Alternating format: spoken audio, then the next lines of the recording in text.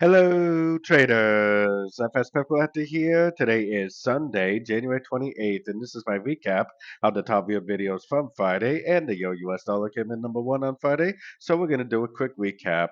If you'd like to see my full top down analysis on the euro dollar, make sure to check out the video from Friday morning, linked at the end of this video over here.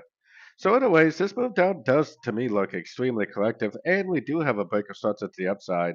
Now, I'm not sure if this is going to turn into a correction to this last move down, like make another lower high and go back down. I actually think that it's more likely that it will not. I actually think it's more likely that it will be a 1, 2, and 3.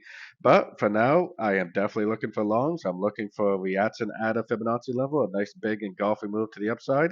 If I see that, I definitely will go long, and hopefully we will be learning and earning at the same time whether it makes a wave C, which would look like this, or possibly it makes a wave 3, which actually would go quite a bit higher than that. Either way, the end of this correction right here should be a really nice entry to go long.